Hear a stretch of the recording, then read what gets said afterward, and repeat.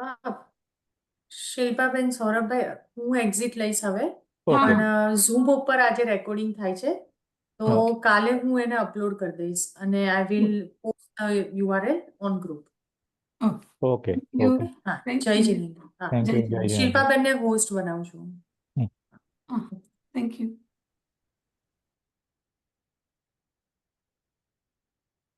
क्या वो बोल रहा है कि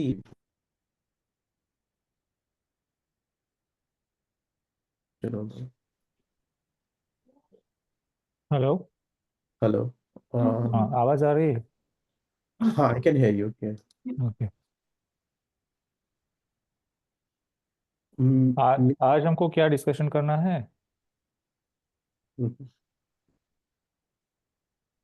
क्या सोचा था हमने, कुछ नहीं बना। रिवीजन सोचा था ना, हाँ और मतलब अभी तत्व आपके कोई संबंधी भूल की थी हमने शुरू। हाँ हमने सात तत्व संबंधी सात तत्व संबंधी समझ भी डिस्कस की और उसके रिलेटेड भूल भी डिस्कस की 12 भावना की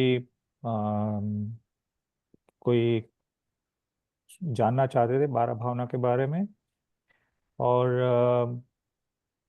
जो ग्रहित अग्रहित मिथ्यात्व है उसको लेकर के कुछ समझना हो पर अभी एग्जाम्स आ रही है तो आपको उनके रिलेटेड भी कुछ जानकारी चाहते हो तो वो भी हम लोग कर सकते हैं डिस्कस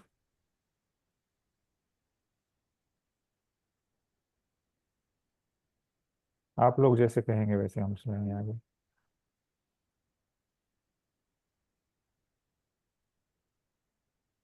विज्ञान जी, प्रीति जी, आपको है कोई पर्टिकुलर टॉपिक ध्यान में?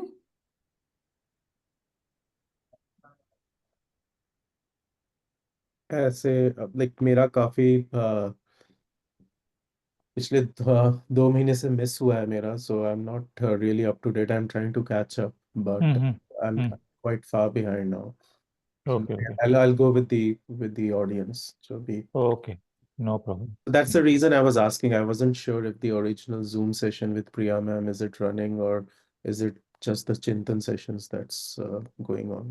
Okay. So now that the first semester course has been completed and the exams should be starting from this Friday. Okay. So those Priya Madam classes will be culminated for now Okay. until the next semester starts. Mhm. We are only continuing with any explanations or any revisions or any questions, doubts, so Mhm. that way everybody can catch up with it. ठीक ठीक है Mhm. Got it. तो हम लोग ऐसा करते हैं कि 12 भावना से शुरू करते हैं और फिर ठीक आगे आगे जैसे डाउट्स होंगे वैसे हम लोग उसके बारे में भी बात करेंगे Sure. तो 12 भावना वैसे तो पॉपुलर सब्जेक्ट भी है और हम बचपन से इसके बारे में सुनते भी आए होंगे Mhm. तो पहले मैं आप लोगों से जानने की कोशिश करूंगा कि 12 भावना को लेकर के आप क्या समझ पाए हैं अभी तक जैसे ये जो आपने अभी जो वितराक विज्ञान में 12 भावना पढ़ी है वो Mhm. बहुत एलिमेंट्री है मतलब Mhm. अभी उसको एक्सपांड करने की भी बारी आएगी आगे के सेमिस्टर्स में पर अगर हम 12 भावना एज इट इज भी लेकर करते हैं Mhm. तो उसके बारे में बहुत कुछ अलग अलग प्लेटफॉर्म्स पर अलग अलग तरीके से बताया गया है तो Mhm. आपने कुछ सुना हो कुछ पढ़ा हो कुछ समझा हो तो आप उसको भी प्रेजेंट कर सकते हैं तो फिर हम उसमें और आगे भी कहाँ तक इसको समझना है कि किस तरह से इसको समझना है वो हम लोग देख सकते हैं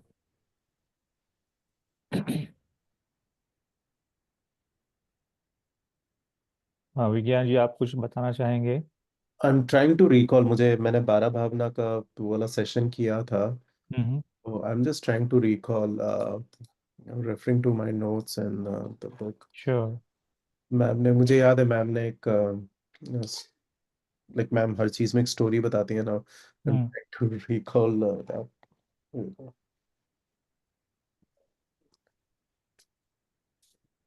मुझे इतना याद है कि मैम ने the way she taught us it was like flow from first to 12th hmm कि हम अनित्य भावना से शुरू करते कि पहले तो हमें ये समझना या देखना हमारी दृष्टि में आना चाहिए कि ये जो संसार है वो अनित्य है, एवरीथिंग इज एवर चेंजिंग।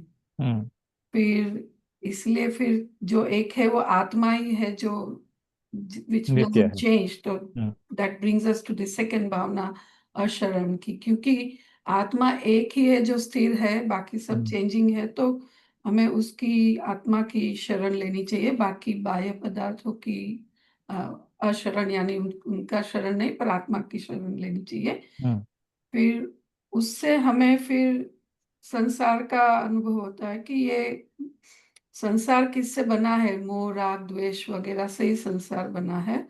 हम्म और फिर एकत्व का ये कि हम अकेले आए हैं, अकेले जाने वाले हैं, तो आत्मा ही एक, हमारा ज्ञान स्वभाव ही एक है। और अन्यत्व यानी कि that's where we learn to distinguish कि हम अलग है पर पदार्थ अलग है, और सब अपनी अपनी सत्ता में होते हम्म परिणमते हैं। फिर अशुचि यही है कि that is when you leave मोह ऑफ योर शरीर, क्योंकि हम्म शरीर अपवित्र है, अपनी आत्मा शुद्ध है, पवित्र है। और उससे फिर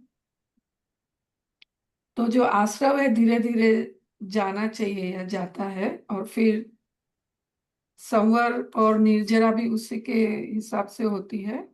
हम्म और उसके बाद में जो है कि हमारी वो दृष्टि आती है कि हम शब्द द्रव्यों का ये लोक कैसे बना है और उसमें कितने द्रव्य है, उन द्रव्यों का हम विचार करते हैं। फिर जो बोधि दुर्लभ जो भावना है उसमें तो हम समझते हैं कि संसार में रहने से तो आत्मज्ञान दुर्लभ है, तो हमें हमें आत्मा में ही रहना चाहिए। और हम्म फिर धर्म है भावना, जब हम मानते हैं कि आत्मा का और एक्सपीरियंस करते हैं कि आत्मा का स्वभाव ज्ञान और दर्शनमय है, हम्म और इसी में रत्नत्रय और सब आ जाता है।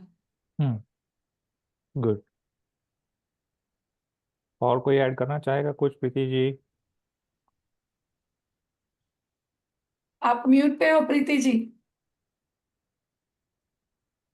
जय जिनेंद्र। जय मैंने थोड़ा जिनेंद्र। लेट ज्वाइन किया था तो मेरे को मालूम नहीं कि आप लोग हम 12 भावना पर बात कर रहे हैं। हम्म। तो 12 आप भावना तो आंखें खोल देती है। हम्म कि कहाँ पे हमारा है, क्या मतलब क्या है संसार में।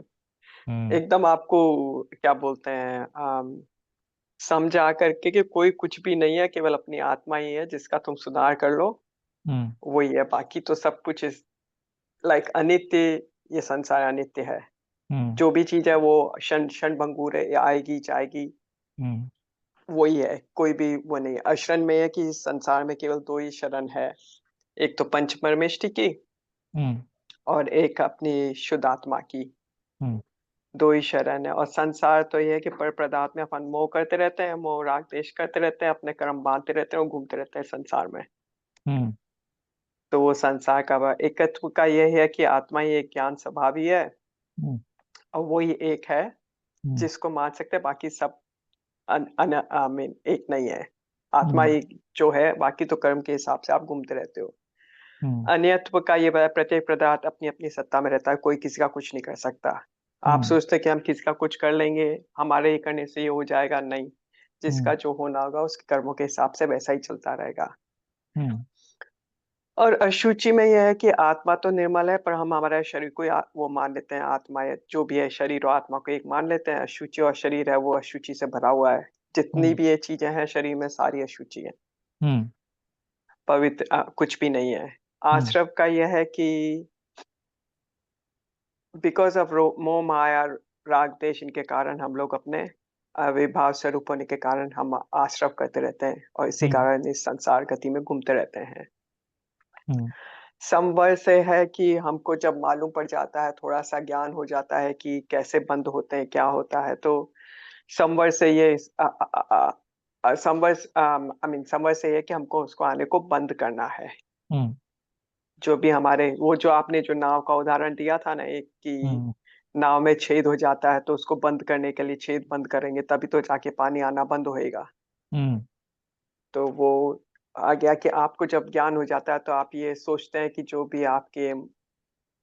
जो भी स्थिति आती है अपने कर्मों के उदय के कारण, हम्म उसमें आप तटस्थ रहो, कुछ अपने भाव प्रकट नहीं करो, जैसा भी हो एकदम क्या बोलते हैं उसको, संयम धारी होके समशीलता से उसको सहन करो और कोई हम्म भाव नहीं लाओ उसके लिए, कि जो भी हम्म चीज है वो चलने दो उसको।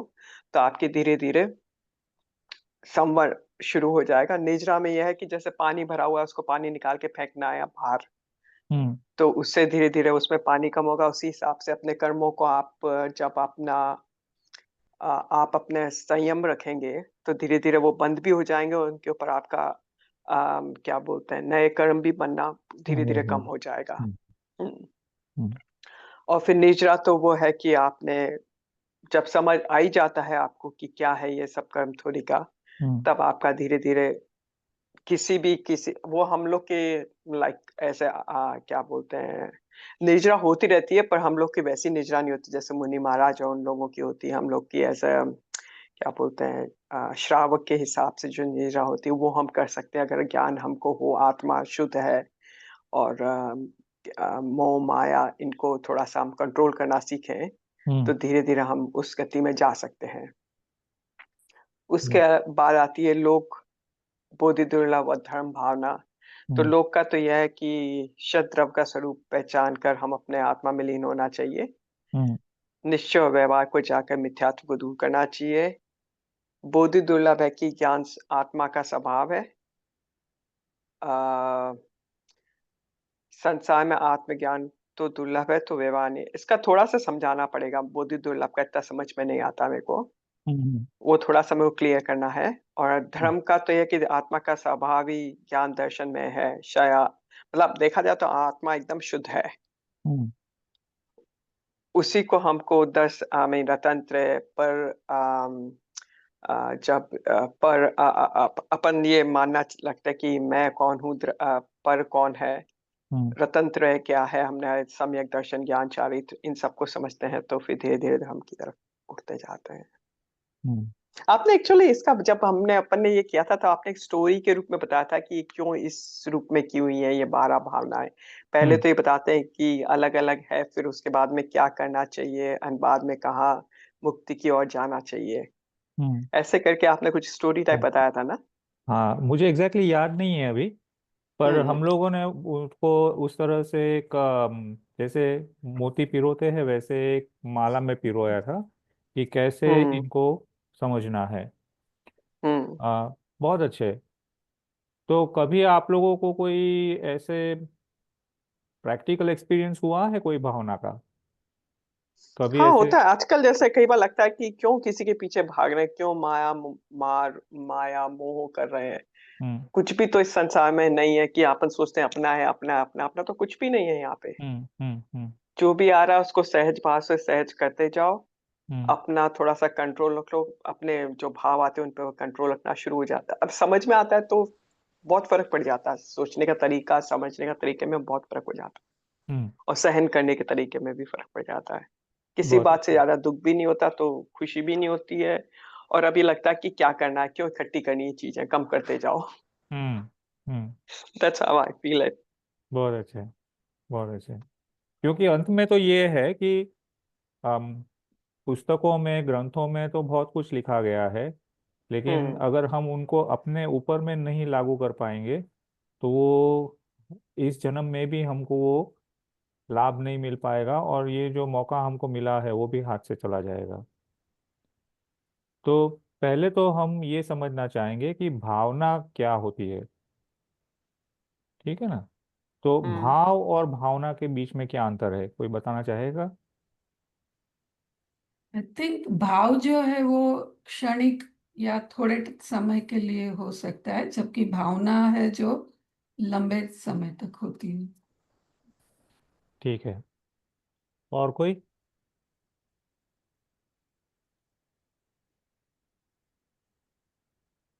सिंपल आंसर ये है कि जब आत्मा अपने ज्ञान में कोई भी ज्ञेय देखती है, माने ऑब्जेक्ट ऑफ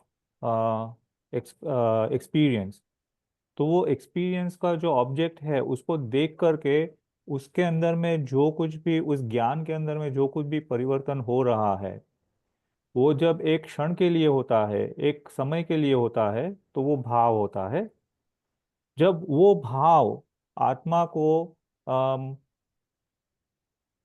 ये कह सकते हैं कि राग द्वेष मोह से या किसी इस वजह से जब वो आत्मा को भाने लगता है, तो आत्मा उसी भाव में बार बार बार बार बहती है। तो वो ही भाव एक समय से बढ़ते बढ़ते बढ़ते बढ़ते बहुत देर तक चलता है, तब वो हमारी भावना बनती है। जैसे फॉर एग्जाम्पल कि कोई व्यक्ति है, वो कोई बच्चा है, मान लीजिए कि वो स्कूल में जाता है, तो उसको बताया जाता है कि भाई तुम्हें पढ़ाई के साथ साथ कुछ स्पोर्ट्स एक्टिविटीज भी करनी होगी। तो जब वो स्पोर्ट्स ग्राउंड में जाता है और उसके सामने कुछ अलग अलग प्रकार के खेल खेले जा रहे हैं, तब उसके मन में उन खेलों के प्रति इतनी कोई दिलचस्पी नहीं होती है। वो बस खेल का एक सिनारियो उनके सामने प्ले हो गया और फिर वो वहां से आगे बढ़ गया। अब ऐसा जब बनता है कि वो खेल में कुछ और उसके दोस्त है या कोई और भी जो उनके जान पहचान के हैं, वो उनको इन्वॉल्व करते हैं। इन्वॉल्व करते करते ऐसे प्लेयर्स से उनका जान पहचान होती है, माने आइदर थ्रू द गेम, या तो मैचेस के दौरान, या जो भी टीवी पर मैचेस चलती है उनके दौरान, कि उस प्लेयर की स्किल को देख करके ये स्टूडेंट, ये बच्चा जो है वो बहुत प्रभावित होता है। और जब वो प्रभावित होता है, तब वो निश्चय करता है कि मुझे भी ये स्पोर्ट्स खेलना है, और जिस तरह से ये व्यक्ति उसमें स्किलफुली माहिर हो रहा है, वैसे मुझे भी एक्सपर्ट होना है। तो फिर वो उसके लिए वो जो कुछ भी सोचता है, जो कुछ भी प्लानिंग करता है, जो कुछ भी उसका आगे का जो प्रोग्राम होता है, रोड मैप होता है, वो सारा उसी के भावों में बसता है। तो वो जब उस उतने डेप्थ में जब वो उस चीज को अपने से लगा लेता है, तो उसकी भावना बन जाती है कि मुझे ये स्पोर्ट्स को खेलना है, और उसकी जो भी स्किल्स है उसको एक्सपर्ट एक्सपर्ट उसमें बनना है। तो वैसे ही भगवान ने ये जो 12 भावनाएं ये है, ये हमारे जो 24 तीर्थंकर है उनमें से जो दूसरे तीर्थंकर से लेकर के ये भावना उनके प्रवचन का विषय बनी थी, उनके ज्ञान प्रदान के विषय बनी थी। क्यों? क्योंकि आत्मा को, जीव को एक प्रश्न यही होता है अनादिकाल से, कि मैं सुख कहाँ पाऊंगा। ठीक है। अगर हम इसको फिर से अपने फर्स्ट चैप्टर में ले जाए, वितराग विज्ञान पाठमाला 1 का, कि सेकंड चैप्टर कहूंगा, कि हम बहिरात्मा से अंतरात्मा की जर्नी करना चाहते हैं। क्यों करना चाहते हैं? क्योंकि बहिरात्मा में रहते हुए हमने कहीं पर सुख अनुभव नहीं किया। जो कुछ भी सुख अनुभव किया वो केवल एक आभास रहा है, और उसको हम क्षणिक सुख के रूप में अनुभव कर लेते हैं, लेकिन बाद में वो ही सुख दुख के रूप में भी परिवर्तित हो जाता है। तो जब तीर्थंकरों ने, केवलियों ने इस अपने स्वयं के अनुभव से ये जाना कि बहिरात्मा की जो भी सारी प्रक्रियाएं है, वो प्रक्रियाएं हमको संसार में घुमाने वाली है, और संसार में घूमते हुए हमको कहीं आनंद मिलना ही नहीं है। तो अब वो आनंद ढूंढने के लिए जो कुछ भी प्रक्रियाओं को उन्होंने अप्लाई किया, उन्होंने उसका एक्सपीरियंस किया, वो हमारे सामने रखते हैं। तो उन्होंने ये कहा कि अम, देखो, प्रश्न ये है कि आपको खुशी कहाँ मिलनी है। तो हम ये कहेंगे कि आपकी खुशी आपके भीतर में है। तो अब आपके भीतर में है, तो आपको अनुभव में क्यों नहीं आ रही है? तो हम अब जैसे कोई, मैं कहीं जाता हूँ और मेरा बटुआ या वॉलेट मेरे जेब में है, और मैं बटुआ बाहर में ढूंढ रहा हूँ, तो कोई भी मुझे कहेगा कि भाई तुम्हारा वॉलेट तो तुम्हारे पॉकेट में है, तुम बाहर क्यों ढूंढ रहे हो? अरे पॉकेट में है तो मुझे अनुभव क्यों नहीं हो रहा है? तो ये हमारा जो प्रश्न है, हर जिनवाणी की हर एक बात, हर एक प्रोपोजिशन, हर एक डिस्कशन, हर एक एजुकेटिव पॉइंट, ये क्वेश्चन का आंसर है। जब हम इसको क्वेश्चन के आंसर के रूप में देखते हैं, तो हमको ये और आसानी से समझ में आने लगता है। तो यहाँ पर ये मेरा प्रश्न है, आपका प्रश्न है, हर एक जीव का प्रश्न है तीर्थंकरों से, कि अगर आप ये कह रहे हैं कि हमारे भीतर में आनंद है तो हमें अनुभव क्यों नहीं हो रहा है। तो उनका पहला प्रश्न ये है कि उनका जो पहला उत्तर है वो ये है कि आपने कभी भीतर में झांक करके देखा नहीं। तो भीतर में झांक करके कैसे देखूं? तो कहते हैं कि जब आप बाहर की जो भी आपकी ज्ञान में आने वाली ज्ञेय है उनको अनित्य जानोगे, तो ही आप जो नित्य है उसकी ढूंढने की कोशिश करोगे। जैसे कोई सीरियल देख रहे हैं, हमको ये पता है कि ये सीरियल 35 मिनट 40 मिनट चलेगी। तो जब ये 40 मिनट चलती है तो वो 40 मिनट हम उतने ध्यान से उसमें मग्न हो जाते हैं कि हम भूल जाते हैं कि यहाँ पर मिनट बढ़ती जा रही है और अभी 40 मिनट होने पर ये प्रोग्राम खत्म हो जाएगा। तो जब वो प्रोग्राम खत्म होगा तो हमारे मन में आस होती है कि अब ये वापस से कब शुरू होगा, इसका दूसरा एपिसोड कब होगा। तो माने हम उसमें इतने उलझ जाते हैं कि हम उसके अंदर में जो ब्रेक है उसको भी ब्रेक के रूप में एक्सेप्ट नहीं कर पाते हैं। तो वैसे ही हम संसार में, संसार की चीजों में, अपने इंद्रियों के विषय भोग में हम इतने उलझ जाते हैं कि हम ये भूल जाते हैं कि हम एक पर्याय से दूसरी पर्याय में गए। पहले मैं नरक गति में था, अब मैं देव अब मैं मनुष्य गति में आया, अब मैं यहाँ से खत्म करके और कोई गति में जाऊंगा, ये हम भूल जाते हैं। और जो उसके बीच की जो कंटिन्यूटी है उसकी हम इसी गति की अपेक्षा से एक्सपेक्टेशन रखते हैं। तो सबसे पहले अगर हमको ये समझाया जाए कि जिस गति को, जिस एक्सपेक्टेशन को, जिस ज्ञान को, जिस अनुभव को आप कॉन्स्टेंटली एक्सपेक्ट कर रहे हैं और कांस्टेंट मान रहे हैं, उनसे अगर आपकी दृष्टि हटाई नहीं जाएगी तो आप अपनी दृष्टि को हटा ही नहीं पाओगे और आप उसी में उलझ करके अपने आप के लिए गलत धारणाएं बताते बनाते चले जाते हैं। तो जैसे हम मुझे हमेशा ही जब अनित्य भावना की बात आती है तो मुझे एक एपिसोड एक एग्जाम्पल ख्याल में आता है कि एक बच्चा है, वो अम, 2 साल 3 साल का है। उसको एक नया खिलौना उसके पेरेंट्स ने दिलाया। अब वो खिलौने से वो इतना लगाव करता है, इतना खेलता है, बहुत उसमें उसके बिना उसका मन कहीं नहीं बहलता है।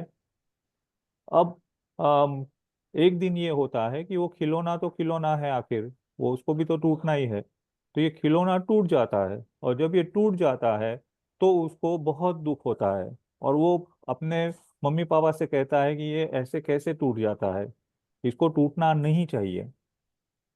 पर वही बच्चा जब 10 साल का, 12 साल का, 15 साल का होता है, तो या वही बच्चा जब 25 साल 30 साल का होकर के वही बात अपने बच्चे से जब कर रहा है, तब उसके ध्यान में आता है कि देखो, मैं भी जब बच्चा था तो मैं ये बात नहीं समझ पाया और आज मैं बड़ा हुआ तो मैं ये समझ पाया कि ये खिलौना भी तो अनित्य ही है, ये टूटना है।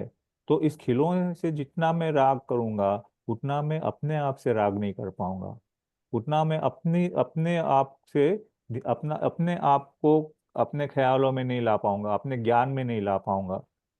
तो यहाँ पर भगवान भी यही कह रहे हैं कि तुम्हें जो आनंद को ढूंढना है और आनंद तुम्हारे अंदर में है, तो सबसे पहले तो जो बाहर में तुम्हारा ध्यान जा रहा है उससे पीछे हटने की कोशिश करो। तो उससे पीछे हटे क्यों? है ना, अब बहुत अच्छी सीरियल है, बहुत मजा आ रहा है, इंटरेस्टिंग पॉइंट पे आया है, अब अचानक से बिजली चली जाए और टीवी बंद हो जाए तो हम जुझलते हैं ना कि भाई ऐसा क्यों, हम अभी अभी तो मजा आने लगा था, अभी आप हमको ये बंद करके क्या बताना चाह रहे हैं?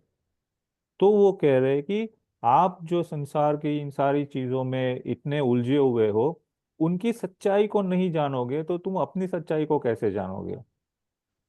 इसीलिए पहली सच्चाई ये है कि ये जो है अनित्य है, माने इनको हर तरह से अनित्य क्यों मानना है? क्योंकि जो तुम्हें दिखाई दे रहा है वो अनित्य है। संसार में पूरे 3 लोक में 6 द्रव्य जो है वो हमेशा ही नित्य है। लेकिन ये 6 द्रव्यों की जो पर्याय है, ये पर्याय अनित्य है। अब इन पर्यायों को ही हम सर्वस्व मान ले और इन पर्यायों को ही हम नित्य मान ले, तो हमारे जो खोज है वो वहीं पर आकर के अटक जाएगी, और हम गलत इंप्रेशन ले करके इसी संसार में घूमते रहेंगे, जो अनादि काल से हम करते भी आए हैं। तो इसीलिए कहा कि पहले, सबसे पहले इनका जो स्वरूप है इनको जानो। ये अनित्य है, ये हम कहीं कहते हैं, ये अनित्य है, ये आप अनुभव करो। तो जब हम ये कहते हैं कि संसार में सब कुछ अनित्य है, तो उनको हम कहने की दृष्टि से नहीं समझना चाहिए, अनुभव की दृष्टि से समझना चाहिए। कि जब मेरे सामने एक चीज बन रही है, उसका मतलब है कि उससे वो चीज जहाँ जिसमें से बन रही है, उस चीज का नाश हो रहा है। तो जिस चीज का नाश हुआ तभी दूसरी चीज प्रकट हुई। तो जो जिसका नाश हुआ वो नित्य होती तो उसका नाश नहीं होना चाहिए था। तो वो मुझे बता रहा है। मैं अगर किसी फ्रूट सेंटर, जूस सेंटर में जाता हूँ, वहां मैं देखता हूँ कि फ्रूट का जूस निकाला जा रहा है, ताजा जूस निकाला जा रहा है, तब मुझे ये ध्यान में आए कि ये जो फ्रूट था एक समय पहले, वो अब जूस के रूप में परिवर्तित हो गया। माने वो फ्रूट भी नित्य नहीं था, ये जूस भी नित्य नहीं है। तो मेरा उसमें राग कैसे नित्य होगा, है ना? जब मेरा उसमें से राग नित्य नहीं होगा, जब मेरी भावना इतनी प्रबल बनेगी कि ये भी अनित्य है, ये भी अनित्य है, तो मैं उस चीज की तरफ नहीं देखता हूँ, मैं अपने राग की तरफ देखता हूँ, अपने द्वेष की तरफ देखता हूँ, अपने मोह की तरफ देखता हूँ। कि जब ये भी अनित्य है तो मेरा राग भी अनित्य होना चाहिए। तो जब मेरा राग अनित्य है तो मेरा नित्यता में मुझे कहाँ ढूंढनी है? तो जो नित्यता है वो मेरे स्वरूप में है, मेरे एग्जिस्टेंस में है। मैं आज भी वही हूँ जो कल था, और कल भी वही रहूंगा जो आज हूँ। तो मेरे अंदर में कोई चेंज नहीं है। जो चेंज है वो तो बाहर में जो हो रहा है उसमें है। जब इसके ऊपर में बहुत गहराई से विचार करेंगे, हर चीज के साथ में, एक एक चीज जो मुझे समझ में आती है कि भावना जो है ना, ये हमको पॉजिटिव फीड देनी चाहिए। इससे हमारे अंदर में पॉजिटिविटी आनी चाहिए। ये नहीं कि अरे ये तो अनित्य है, अब इसमें कहाँ मैं लगा हूँ, मुझे कहाँ इससे कुछ मिलने वाला है। वो वाली बात नहीं करनी है। कि ये मायूसी वाली बात नहीं है कि अब ये अगर नित्य हो जाती तो ये मुझे पसंद थी, लेकिन ये अनित्य है, इसीलिए अब मैं उसके बारे में कुछ नहीं सोच सकता हूँ। सोचना ये है कि नित्य मैं हूँ, तो मुझे तो खुशी होनी चाहिए कि मेरा तो कभी अंत आने वाला नहीं है, मैं तो कहीं पर खत्म होने वाला नहीं हूँ। तो मैं किस बात की फिक्र कर रहा हूँ, मैं क्यों दुखी हो रहा हूँ, मैं क्यों इस उलझन में पड़ा हूँ कि मेरा क्या होगा? तो इस तरह से पहली भावना हमको बताई कि अनित्य है। अब जब अनित्य बताई तो हमने ये तो मान लिया कि ये अनित्य है, लेकिन फिर भी जितना समय वो टिकती है उतना समय तो वो है ना। तो जब वो जितना समय है उतने समय में ही मैं उससे क्यों आनंद नहीं ले सकता? है ना? अगर ये कहे कि ये सीरियल 30 मिनट ही चलनी है, तो 30 मिनट तो चल रही है ना, तो 30 मिनट तो मैं उसके शरण में आनंद पाऊं ना। तो बोलते हैं कि नहीं, वो भी तुम नहीं कर सकते हो। क्योंकि वो 30 मिनट में भी वो जो चल रही है, वो भी 30 मिनट चलेगी, इसकी कौन सी गारंटी है? वो 5 5 मिनट चल करके भी बंद हो जाए, 2 मिनट चल करके भी बंद हो जाए, वो तो आप जानते नहीं हो। तो आप तो एक भ्रमणा लेकर के, एक गलत फहमी लेकर के सोच रहे हैं कि ये 30 मिनट तो मुझे इसमें से आनंद मिलेगा। तो जो अनित्य है उसकी तो नित्यता ही नहीं है, तो उसके बेसिस पर आप उनकी शरण कैसे ले सकते हैं? कोई के कहीं पर एक बहुत जबरदस्त बारिश आ रही है, वहां पर आपको शरण लेने के लिए एक एक छप्पर बनाई हुई है किसी ने खेत में। अब आप उस छप्पर के नीचे रुके और आप ये सोचते हो कि चलो जब तक ये बारिश है तब तक मैं यहाँ पर सेफ हूँ, और पता चला कि वो छप्पर में भी बहुत बड़ी क्रैक है। तो आप ये तो मानेंगे कि ये क्रैक किसी प्रेशर में आकर के टूटनी है, तो क्या आप उसमें अपना शरण ढूंढेंगे? तो इसी तरह से कह रहे हैं कि जहां पर हम अनित्यता में भी क्षणिक शरण की अपेक्षा रखते हैं, वो भी हमारी भ्रमणा है। तो हम उनके शरण में जाएंगे तो हमारे शरण में आएंगे नहीं, और हमारे शरण में नहीं आएंगे तो सच्चाई कैसे पता चलेगी? तो हम दुखी के दुखी रहेंगे। तो अच्छा ठीक है, शरण में नहीं है, लेकिन संसार में तो यही बात चलती है कि भाई ये रिश्ते ऐसे है, संसार इसी तरह से चलता है। आप हमको संसार से अलग बिठा करके तो बात नहीं कर सकते। संसार में सारी व्यवस्था है वो ऐसे ही चलती है। तो हम कैसे इस संसार से अलग होकर के भावना भाए कि हमारी सच्चाई क्या है? तो उन्होंने कहा कि आप देख लीजिए, संसार में आप जिनसे भी कुछ भी आप अपेक्षा करते हैं, वो स्वयं ही अपने आप को नहीं पहचानते हैं, तो आप किसी आपकी अपेक्षा को कैसे पूरी कर पाएंगे? क्योंकि हर चीज जो बनती है, वो बनने के बाद ही पता चलता है कि इसका ये हुआ है। बनने से पहले हम नहीं कह सकते कि इसका ये होगा या ऐसे होगा। तो अभी से हम कैसे निर्णय करें कि संसार में जो कुछ भी हो रहा है वो वैसे ही चलेगा? जब वो वैसे नहीं चलेगा तो उनके भरोसे हम कैसे कोई बात करें, उसके भरोसे हम कैसे कोई प्लानिंग करें, उनके भरोसे हम कैसे कुछ अपने अपने आनंद को ढूंढे, उनके भरोसे कैसे हम बहिरात्मा से अंतरात्मा की ओर जाए? तो कहा कि संसार तो यही है। जो संसार है वो अशरण के रूप में है, और वो अशरण इसलिए है क्योंकि वो संसार ही अनित्य है। तो वैसे उसका फिर कनेक्शन करते करते संसार पर आए। फिर बोलते हैं कि अच्छा, संसार में कुछ तो ऐसा है कि जिसकी वजह से मैं इस संसार में रुका हुआ हूँ। अगर वो नहीं होता तो फिर मैं तो संसार से कभी चला जाना चाहिए था। मुझे संसार में क्यों रहना चाहिए था? तो मुझे तो सब बताते हैं कि भाई हाँ, तुम तो मेरे लाडले हो, तुम मेरे प्यारे हो, तुमको मैं पसंद करता हूँ, पसंद करती हूँ, तुम्हारा ख्याल हम रखेंगे, तुम्हें कोई दुख नहीं आने देंगे। तो इतनी सारी तो सपोर्ट सिस्टम है। तो मैं क्यों बेकार में परेशान हो रहा हूँ कि मेरा क्या होगा? तो बताया कि जो आपको ये सहारा देने की भी घोषणा कर रहे हैं, वो खुद ही बेसहारा है, तो आपके सहारा कैसे बन सकते हैं? तो इसीलिए हमको कहा कि एक आत्मा जो है वो ही अपने आप को सहारा दे सकता है, क्योंकि वो नित्य है, वो शरण के लायक है, वो संसार में भी नित्य ही रहेगा। तो इसीलिए शरण उन्हीं की होनी चाहिए जो नित्य है। अनित्य की शरण करके तो आप पछताओगे। तो इसीलिए एकत्व भावना कह दी। अब जब एकत्व भावना में रुकते हैं तो कहते हैं कि भाई, जो हमारे साथ में जो कुछ भी जुड़ा हुआ है, जो जिनको हम नो कर्म कहते हैं, चाहे वो परिवार की दृष्टि से कहे, चाहे हमारी जो एसेट्स है, हमारे जो पोजेशंस है, हमारी जो स्टेटस है, वो सारी नो कर्म की कनेक्शंस है। तो वो तो दिखाई दे रही कि है। मैं अगर आज अपने काम पर जाता हूँ तो लोग मुझे पूछते हैं, भाई कैसे हो तुम, कैसी चल रही है तुम्हारी तबीयत, कैसी है? तो पूछ रहे हैं, इसका मतलब कि वो जानते हैं कि मैं हूँ और मैं भी जानता हूँ कि वो है। तो ये तो दिखाई दे रहा है, तो हम इसको कैसे झुठला सकते हैं? तो बोले कि आप कभी ऐसा देखिए कि एक व्यक्ति ने आपको आज पूछा कि आप कैसे हो, और कल सुबह में आपको पता चला कि वो व्यक्ति ही नहीं रहा। ऐसा बनता है ना? ऐसा बनता है कि जिस व्यक्ति से आज मिले हैं, अगले पल में वो है भी या नहीं हमको पता नहीं है। तो वो कैसे हम ये कह ले कि भाई वो हमको पहचानता है? इसका मतलब है कि ये संसार की ये जो प्रवृत्ति है वो एक्सेप्टेबल है, वो वैसे ही होती है।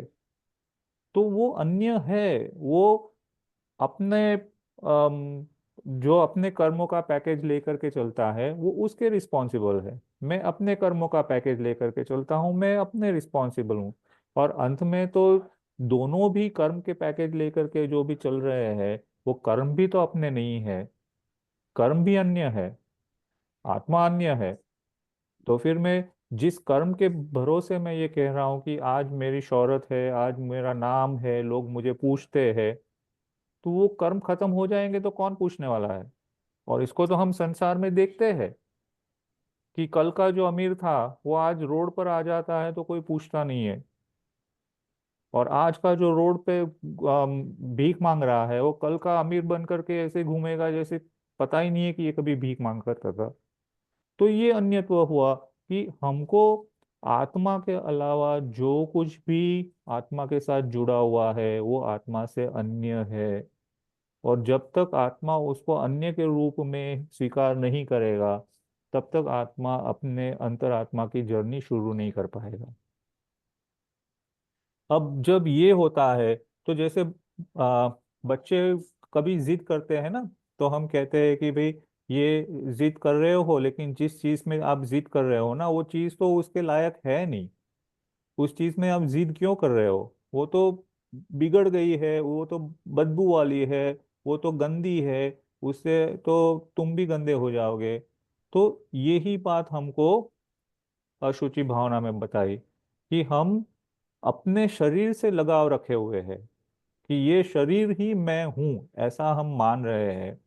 तो ये जो हमारी सोच है, ये जो हमारी पकड़ है, इसको ढीली करने के लिए ये बताया कि जिस शरीर को मैं अपना मानता हूँ, उस शरीर की तो पहले मैं एक एनालिसिस करूं, उसकी तो एक मैं यात्रा करूं, उसको तो मैं अच्छे से पहचानूं कि कौन से जगह में क्या क्या छुपा हुआ है।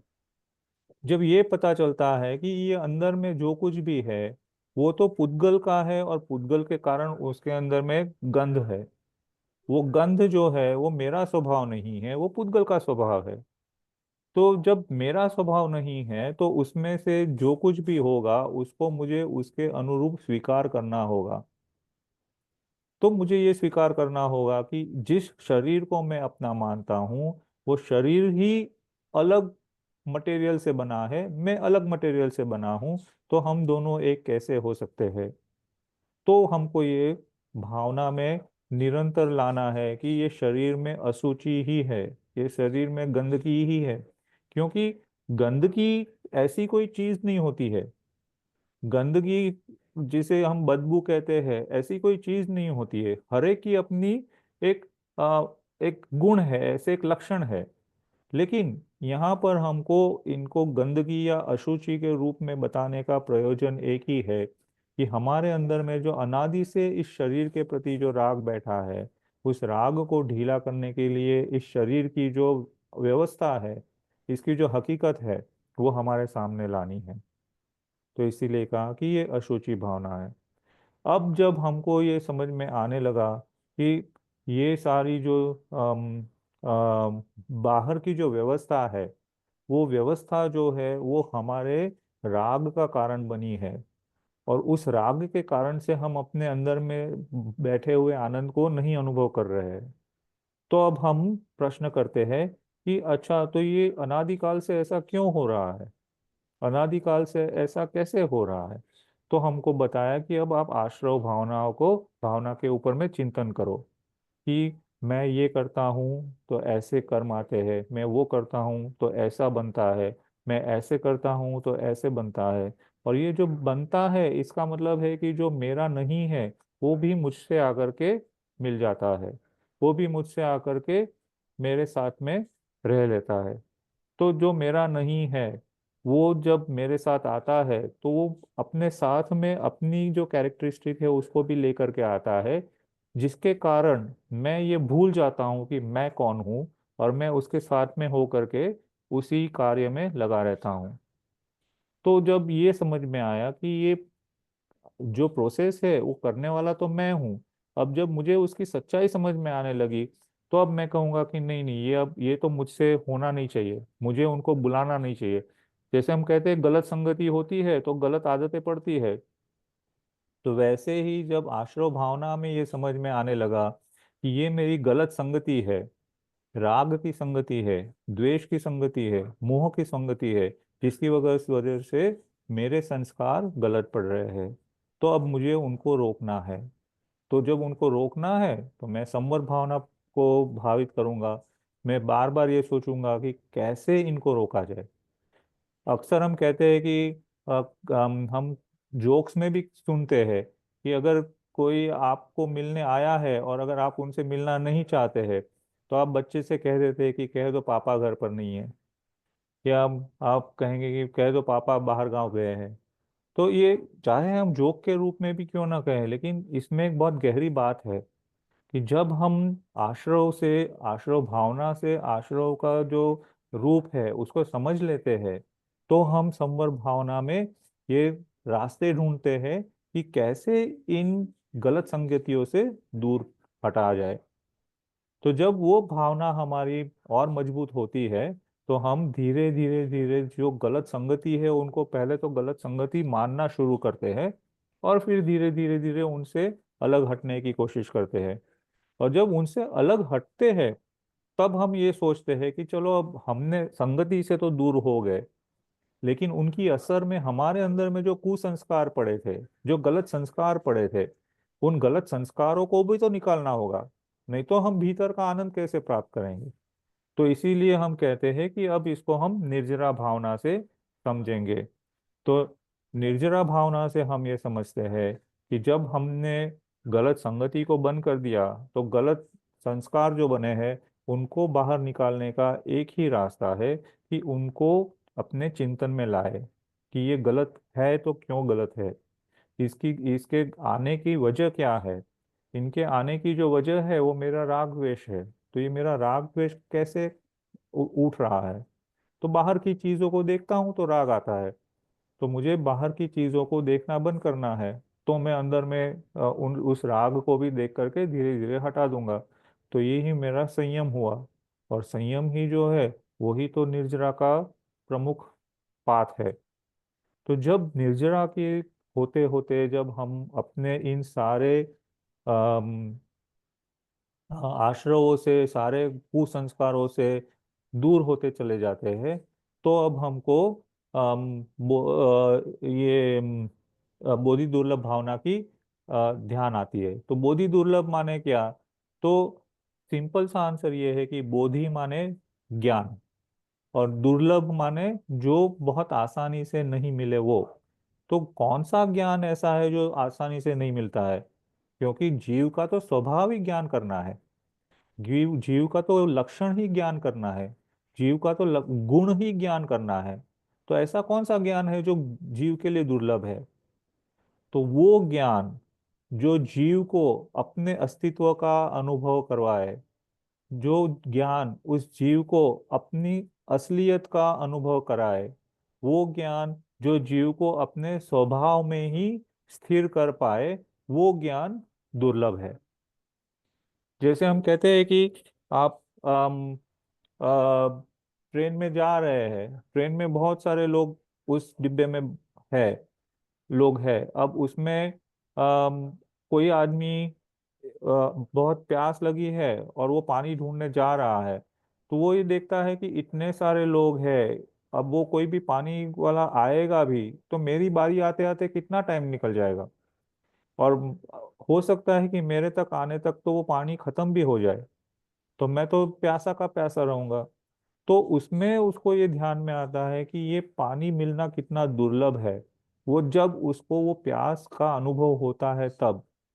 वैसे ही ये जीव जब निर्जरा भावना से ये जानता है कि मेरे अंदर में ये जो कुसंस्कार है ये दूर जाने लगे हैं, तब उसको ये अनुभव होता है कि ये कितना दुर्लभ है मुझे ये जानना कि ये कुसंस्कार की वजह से ही मैं अपने ज्ञान को गंदा कर रहा था, और अपने गंदे ज्ञान की वजह से ही मैं ये संसार में भटक रहा हूँ।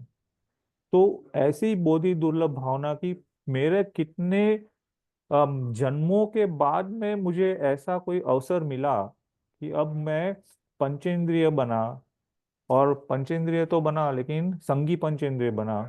मुझे मन भी मिला, मन भी मिला और मन के सोचने की शक्ति भी मिली, और मन से विवेक विनय पूर्वक सोचने की भी शक्ति मिली।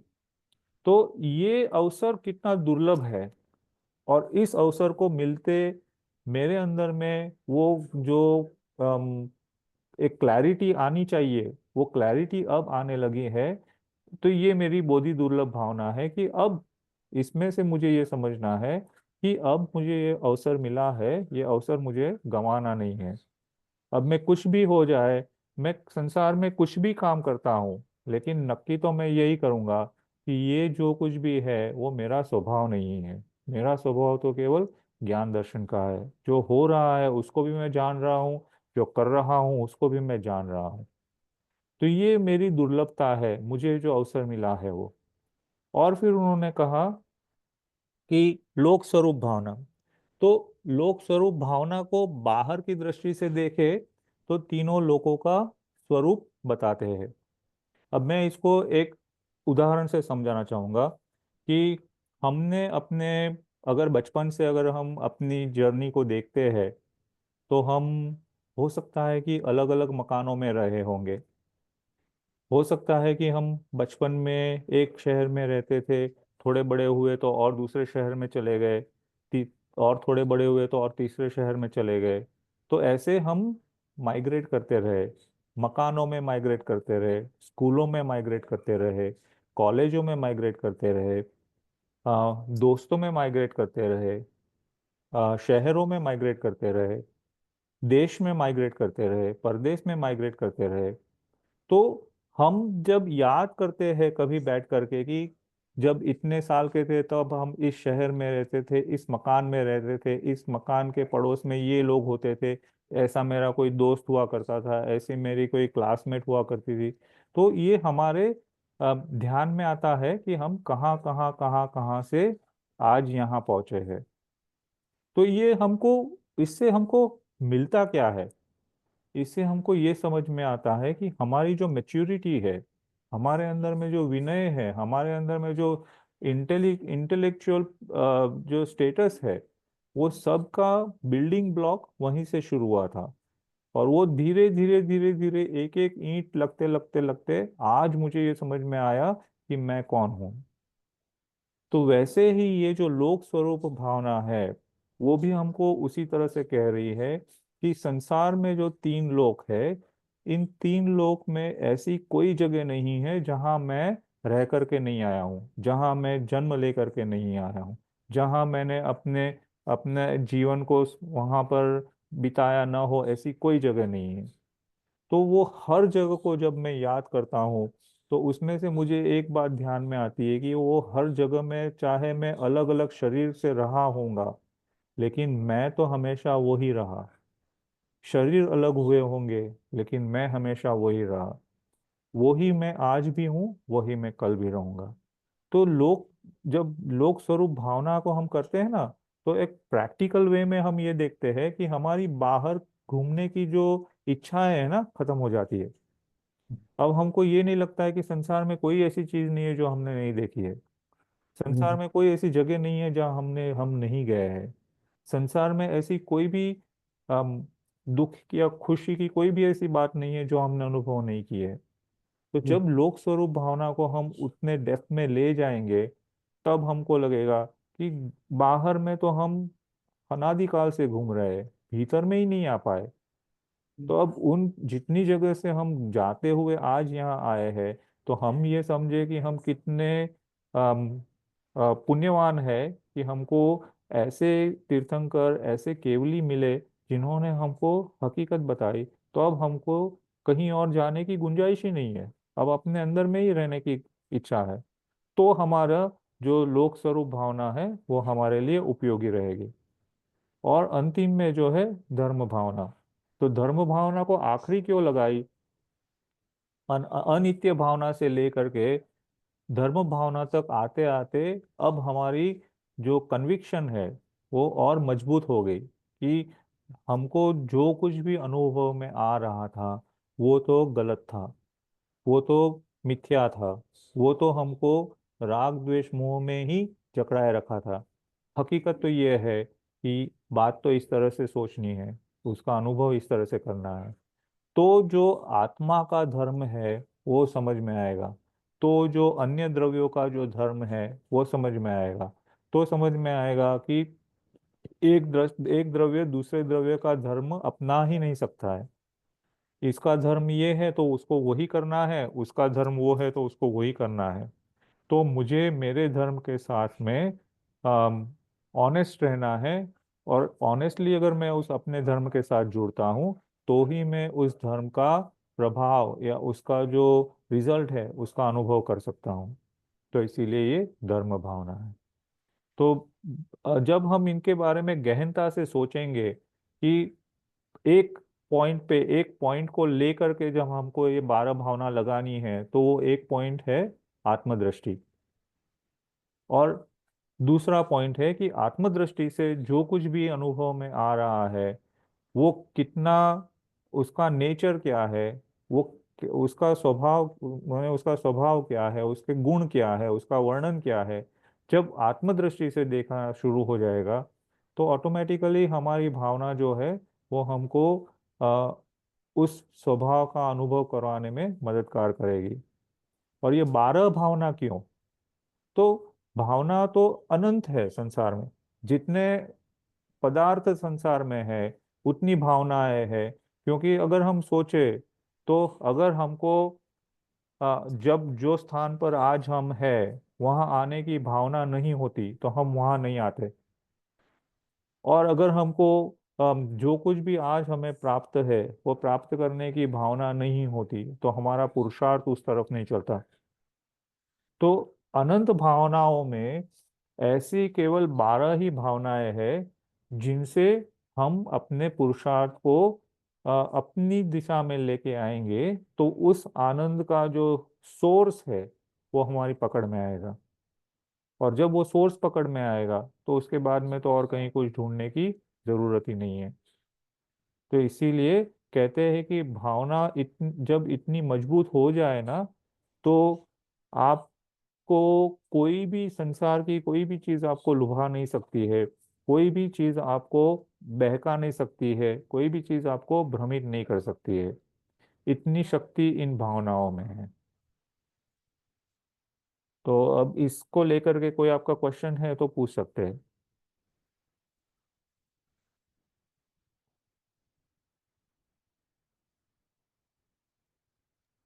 Is it making it any simpler?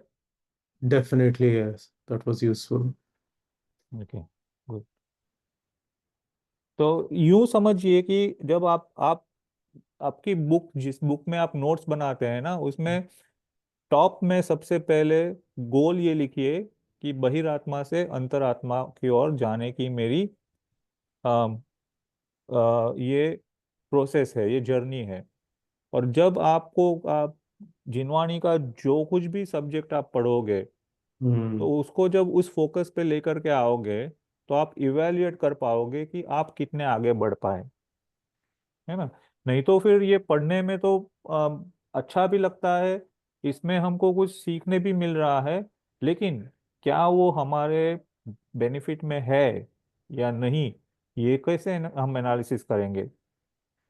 वो एनालिसिस भी तो हमको ही करना है, और तो कोई नहीं करेगा हमारे साथ। तो हर चीज को और इतने सलीके से, इतने अच्छी तरह से उन्होंने सिस्टमैटिकली आपके सामने रखा है कि आप उनकी हर चीज को, आप एक चैप्टर पढ़ते हो, आप फिर से एनालिसिस करिए कि मैं इसमें अंतरात्मा की ओर कितना चला। अगर मैं इसमें एक कदम भी अपने अंतरात्मा की ओर चलता हूँ तो मेरा ये जीवन सफल है। और अगर वो नहीं हो पा रहा है तो फिर मुझे ढूंढना पड़ेगा कि गलती कहाँ हो रही है। Hello.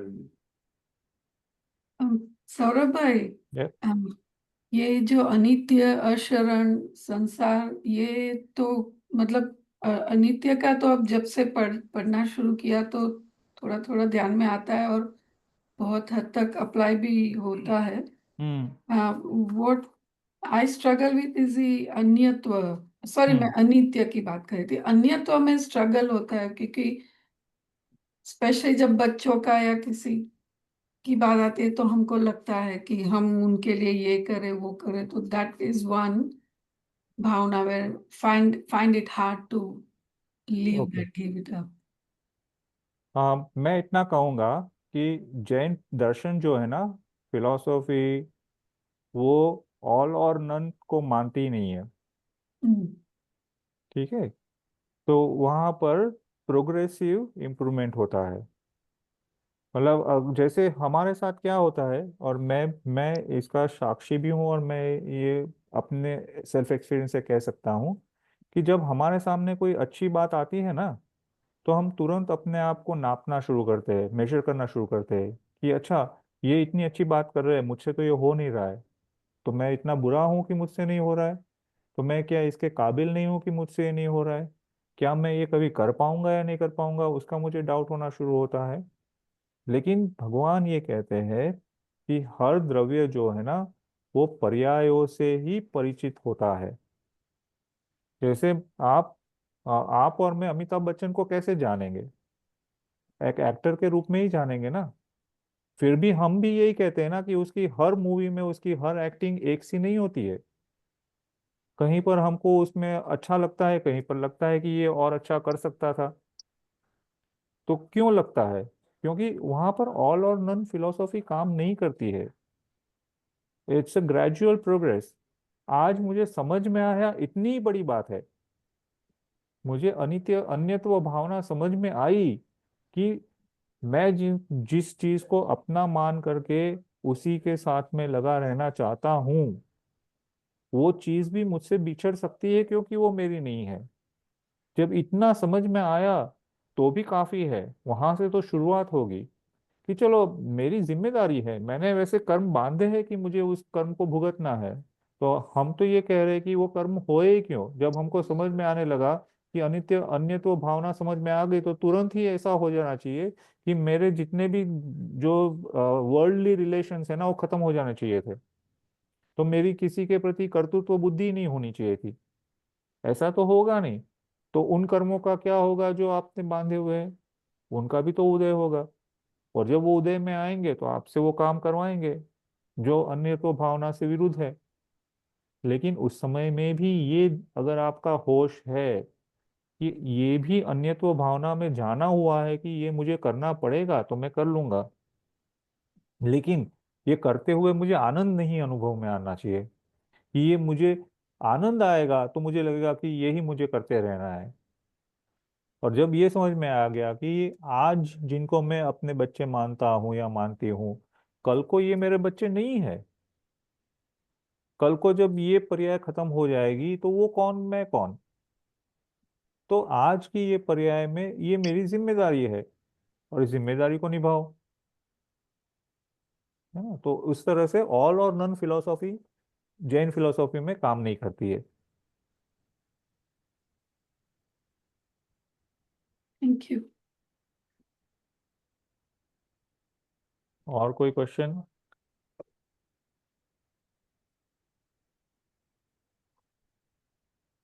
बहुत अच्छे से समझाया आपने, थैंक यू सो मच।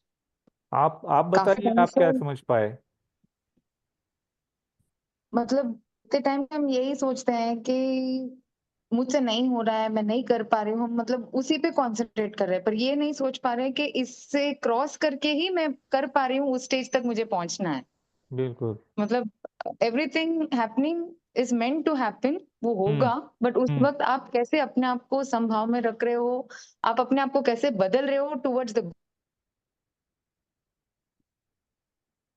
वो बहुत गोल, जरूरी है। That is what really matters. वही जरूरी है। एम आई राइट? Exactly exactly। और प्रॉब्लम ये है कि जब यही बात संसार की कोई भी काम है ना, उसमें हम नहीं लगा पाते हैं। जब धर्म की हम्म। बात आती है तो हम कहते हैं कि नहीं, ऐसा हो नहीं पाएगा, वैसा हो नहीं पाएगा। आपको मैं एक सिंपल क्वेश्चन पूछूंगा, प्रीति जी, हम्म। कि आपने हाँ। जब पहली बार आटे में से रोटी बनानी शुरू की, तो क्या आपकी रोटी तुरंत में ही गोल बननी शुरू हो गई? नहीं हुई, विद प्रैक्टिस हुई। हुई यस। ना, प्रैक्टिस हुई ना। अब आप उस समय हाँ। में ये कहती कि ये गोल रोटी तो गोल बन नहीं रही है, मैं क्यों इसमें मेहनत करूं? तो होता आज? राइट। नहीं होता। नहीं होता। क्योंकि आपको ये लगा कि मुझे एक रोटी गोल बनानी ही है, कैसे नहीं बनती है। मैं एक बार हम्म। नहीं, 10 बार नहीं, 100 बार नहीं, 1000 बार नहीं, लाख बार नहीं, करोड़ बार मेहनत करूंगी, लेकिन इसको गोल बना करके ही छोड़ूंगी। हम्म। तो उसमें आपकी जिद थी, क्योंकि आपसे कहा गया था कि रोटी को गोल होना ही चाहिए। हम्म। तो यहाँ पर हमारी जिद क्यों नहीं है कि हमको उस अपने उस नेचर को अनुभव करने के लिए हमारा पुरुषार्थ लगाना है? हम्म। जब वो पुरुषार्थ होगा, और वो पुरुषार्थ हमको कहीं जंगल में जाकर के नहीं करना है, किसी कमरे में बैठ करके नहीं करना है। अभी बैठे ट्रू। बैठे कर रहे हैं हम, उसका अनुभव हाँ। अभी बैठे बैठे कर रहे हैं। बस उसको उसको उसी तरह से कि ये विचार भी जो मुझ में आ रहा है, ये विचार भी मेरा नहीं है, मैं उसको केवल जानने वाला हूँ। जब ये समझ में आएगा कि मैं केवल जानने वाला हूँ, तो धीरे धीरे उसका रिस्पॉन्स सिस्टम खत्म हो जाएगा। फिर वो विचार आए या ना आए कोई फर्क नहीं पड़ता है।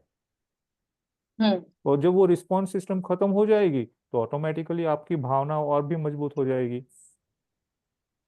अभी हमारी भावना जो है ना, वो विचारों के रूप में चल रही है। जब वो हमारे हम्म अनुभव के रूप में चलेगी, तब वो हमारे काम आएगी। जैसे हम कहते हैं ना कि स्मशान वैराग्य होता है। कोई गुजर गया, हम उनको शमशान तक छोड़ने गए, तो हमको वैराग्य हो जाता है उस समय के लिए कि ये जीवन का यही हम्म अंत है, तो हम क्यों ये सारी चीजें कर रहे हैं। लेकिन वो क्यों नहीं टिकता है? क्योंकि वो हमारे विचारों में है, हमारे अनुभव में नहीं है। जिस समय में वो अनुभव में आ जाएगा ना, फिर वही स्मशान वैराग्य ज्ञान वैराग्य हो जाएगा। और जब वो ज्ञान वैराग्य हो जाएगा, तो उसमें से हमको हिलाने की किसी की शक्ति नहीं है। हम्म है ना? तो वो हमको करना है कि भावना मतलब क्या, उसको केवल विचारों में नहीं, उसको अनुभूति में लाना है। मेरी बहुत पसंदीदा गाड़ी है, मैंने रास्ते पर पार्क की है, और कोई बच्चा साइकिल चला करके आता है और उस गाड़ी को स्क्रैच करके चला जाता है। हम्म उस समय में मुझे वो भावना भानी है कि उसमें उस बच्चे का क्या दोष। उस गाड़ी का स्वभाव ही नित्य नहीं है, वो तो अनित्य है, उस पर बहुत कुछ पड़ेगा। तो मैं मुझे वो जो कुछ भी करना है वो करना है, उसको रिपेयर करना है, लेकिन मैं उस बच्चे पर क्यों झुंझला रहा हूँ? मैं क्यों अपने अंदर में वो उस गुस्से को बाहर ला रहा हूँ? मैं ऐसे विचार ही क्यों कर रहा हूँ? तो हमारे अंदर में जिसको हम समता भाव कहते हैं, वो अनुभव में आएगा, नहीं तो नहीं आएगा। तो ये भावनाएं जो है, वो हमको उस समता भाव, उस सम्यक्त्व की ओर ले जाने का एक बहुत बड़ा रास्ता है। ट्रू है ना? तो इस तरह से हम इसको प्रैक्टिस में लाए, उसको विचारों से भीतर में जाते हुए अनुभव में लाए। तो हम्म इस तरह से हमको 12 भावना को समझना है। और एक जो अ, मिथ्यात्व का जो है, ग्रहित और अग्रहित मिथ्यात्व, उनको भी थोड़ा सा हम टच कर लेते हैं। तो उनसे आप क्या समझ पाए? कोई एक बताना चाहेगा, ग्रहित या अग्रहित मिथ्यात्व? पहले तो मिथ्यात्व से हम क्या समझते हैं? Mithyata is false belief. Jai Jinesh Saroba, this is जय one. जिनेन्द्र, जय Jinendra. Uh, Great Mithyatva is something which it is something which is with you, which comes with you from for a long time. It is part of your soul, which to a certain extent, I had not thought too much about it before. Hmm No, that is, sorry, That Agrat. is ugly. Agrat, sorry, Agrat. But when I started realizing this more and more hmm is when when Kylo came into our life. Hmm Like we never taught him how can I teach him how to drink or eat food or do certain things. It's another Jeev which hmm I don't have any communication skills of the same type or anything. Hmm But he has got some inherent skills and flaws and everything, hmm which tells you that every Jeev comes with a package. Hmm It has got his own package. Like you will not believe, he has got a package of being very nice in front of others. How he has learned, I have not taught him. Hmm But like if any third person will come apart from the Gharna Bar, koi bhi aap, anyone, he will be the nicest dog in the world. Hmm He knows how to do that. And now nobody has taught him, or nobody has told him, or you can't even teach these things to them. Hmm So that's when I realized that we come with a package, hmm and in that package, our skills are what we call likes, dislikes, and even mithyatva, because that is also a part of the package what we are today. Hmm. Hmm. That's how I realize more and more. The more I observe him, the more I realize, Hmm. we all come with a package. Hmm. Like that's when in one of the lectures we were discussing, and you said that, like, if you put a seed, if the apple seed, you put a seed and it will grow. Like the only thing I'm doing is giving water. Hmm. If I put that same pour water on my head, same water, I will Hmm. not grow a tree on my head. Hmm. That seed will grow. We had a long discussion on about this some time back. Hmm. Hmm. I remember very well. Sorry, but that made me think. Yes, it has to have, and even that tree, we have different trees. Some Hmm. trees grow here, some trees don't grow here. Hmm. So they all come with their own package. Hmm. So that started making me think more and more and more. And so even this mithyatva, which is a part of that whole package, Hmm. that's what made me think more about it. Hmm. Good. Very good. Vigyan bhai, would you like to add something? नृत्य के बारे में I wanted to discuss, right? Sure, sure. Go ahead. Go ahead. So हम बात करते हैं कि well, we like you explained and what we learned is everything is gonna change. It's not permanent, right?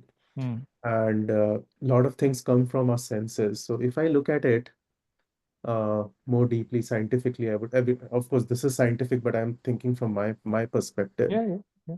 So whatever our karams are, it comes from one of our senses.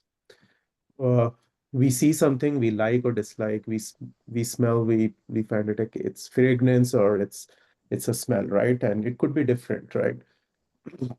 Eventually, what happens? There is a biochemical reaction happening somewhere. And if we go to quantum physics, it's all about quantum physics, which is like matter or is a frequency. It's Hmm. not persistent. तो Hmm. frequency वो ऐसे ऐसे होती है वो frequency. Hmm. तो जो भी reaction हो रहा है, it's just gonna go away. जो अभी है वो एक frequency के बाद वो चला जाएगा. Hmm. Hmm. Hmm. And that's how I think. Like, and of course, we can go deep into that, like from a quantum physics perspective. The other thing is, like, I think somebody asked this question, like, how do we do this? And you said that you need to practice. Hmm. So basically, देखा जाए, if I look into this, how we acquire these things.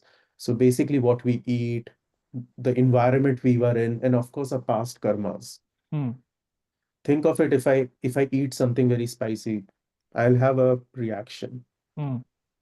So if I don't have that राग द्वेष for eating spicy and eat the right food, तो मुझे वो नहीं होगा.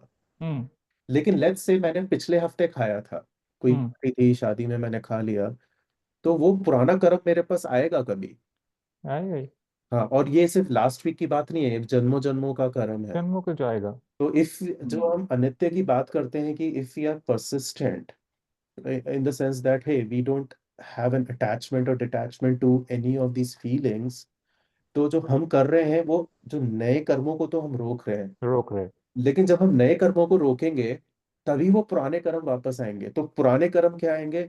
अरे मुझे तो ये चाट खानी है, Hmm. क्योंकि वो, लेकिन again I have to continue maintaining that consistency कि Hmm. भैया नहीं, ये भी एक भाव आ रहा है मेरे को, but I don't have to have attachment और डिटैचमेंट. ये नहीं कहना कि चाट गंदी है या Hmm. ये चाट अच्छी है, नहीं.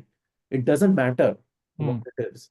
तो ऐसे वो पुराने कर्म, हमने नए कर्म रोके, पुराने कर्म भी आएंगे, वो भी जाएंगे. और कितने कर्म है हमारे, हम इस जन्म में निकाल पाएंगे कि नहीं पता नहीं, बट हाँ, that's how we do it. And it's all about practice कि Hmm. ना तो अटैचमेंट रखो ना डिटैचमेंट रखो. So that's how I think about it.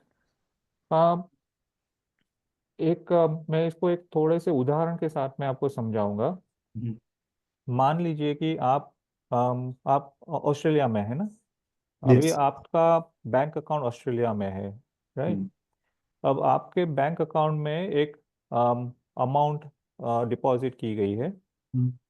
अब कल को ऐसा हो कि आपको अचानक लगे कि नहीं, यहाँ पर कुछ प्रोस्पेक्ट्स ठीक नहीं है, मैं यूएस चला जाता हूँ. Mm. आप यूएस चले जाओ. आप ये भूल गए हो कि यहाँ पर एक बैंक में आपका अकाउंट है और ये अकाउंट में कुछ पैसा है। तो जब आप जाते हो तो बैंक कहती है कि भाई आप जितना कुछ भी हो वो अपना खत्म करके चले जाओ, ले जाओ, तो हमारा भी काम खत्म, आपका भी काम खत्म। अब वो करते करते आप ये भूल जाते हो कि वहां पर और एक आपका कोई छोटा सा अकाउंट था जिसमें कुछ छोटी सी अमाउंट बची है। हम्म, अब आप यूएस चले गए। हम्म, अब बैंक को जब पता चलता है कि भाई ये इतना पैसा इनका अकाउंट है, ये अकाउंट क्लोज किया नहीं जा सकता है unless this amount has been taken care of, तो वो हम्म, आपका पीछा वहां पर भी करेंगे। हम्म, अब मान लीजिए कि आप यूएस में भी कुछ समय रहे और वहां से निकल करके आप यूरोप में आकर के ठहरे, तो हाँ, बैंक आपको वहां भी पीछा करेगी, है ना। एग्जैक्ट। तो टैक्स या अब टैक्सेस कब होंगे तक या कुछ। करेंगे, हाँ। कब तक करेंगे? हम्म, जब तक आप ये कह दो कि मुझे उस पैसे से कुछ नहीं लेना देना है। आपको अगर नहीं चाहते हो तो आप डोनेट कर दीजिए, आपको जो करना है वो कर दीजिए, I hmm, give you all the permission to close the account. Hmm, ये जब तक नहीं होगा तब तक वो आपके पीछे चलेगा।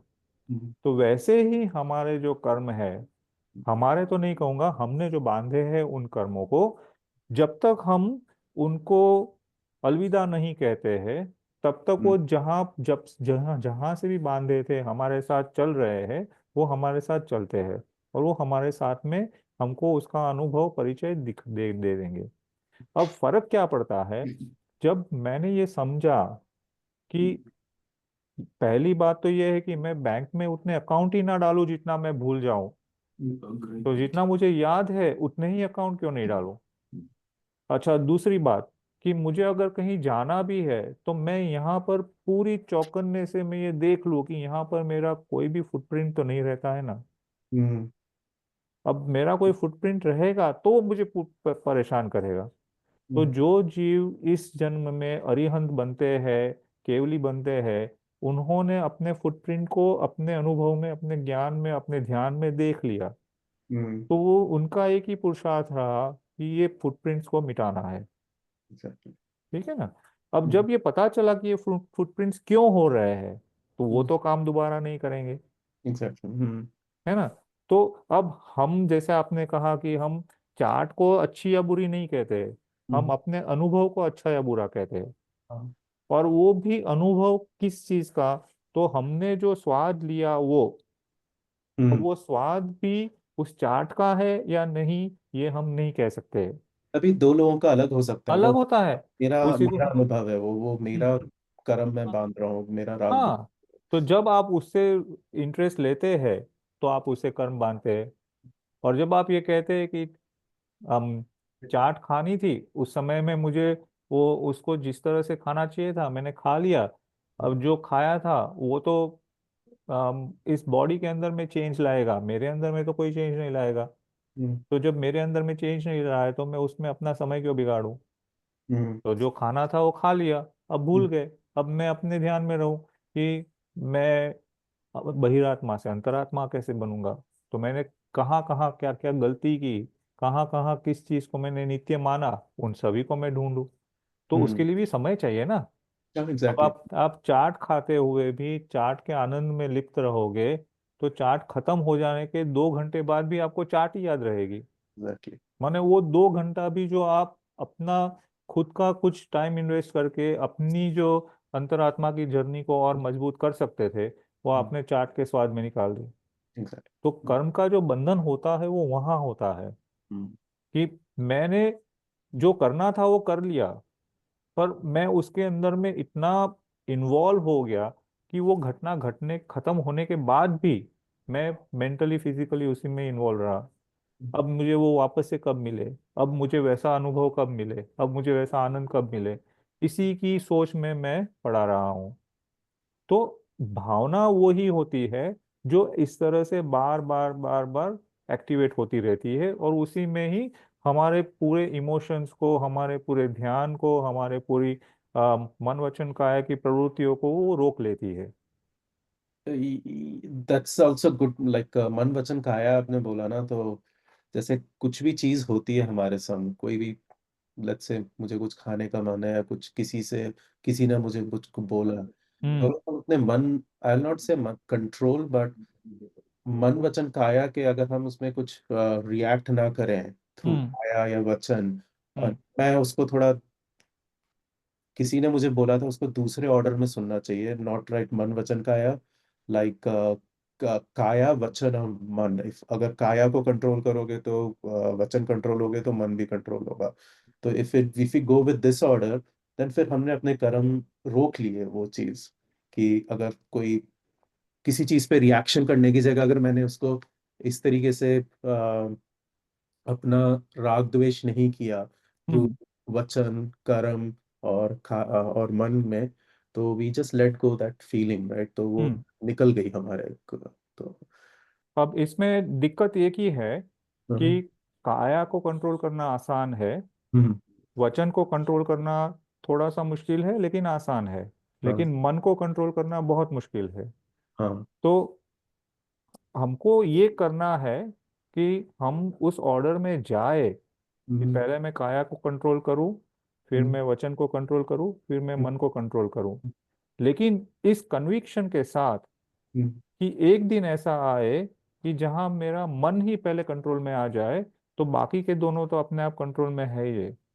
तो मेरा correct, फोकस मन के कंट्रोल पर होना चाहिए, लेकिन हम्म, शॉर्टकट ये है कि अभी मैं अपने मन को कंट्रोल में लाने की हालत में नहीं हूँ। हम्म, तो जैसे कोई आदमी है, वो उसको फ्रैक्चर हुआ है, तो जो बॉडी का पार्ट फ्रैक्चर हुआ है उस फ्रैक्चर को तो वो उस पार्ट को हिला भी नहीं सकता है, तो हम्म, सपोर्ट तो दूर की बात रही। उसको तो वो मन क्या से करता है कि भाई दूसरे पार्ट्स जो है ना उनके सपोर्ट से अभी तो मैं अपनी एक्टिविटी कर लूँ, लेकिन जैसे ही ये पार्ट ठीक हो जाएगा तो फिर मैं एक बैलेंस सपोर्ट लेना शुरू करूंगा। करेक्ट, तो ऐसे अभी मेरा मन जो है ना वो फ्रैक्चर्ड है, हम्म, तो मुझे अपनी बॉडी और स्पीच को कंट्रोल में लाना है।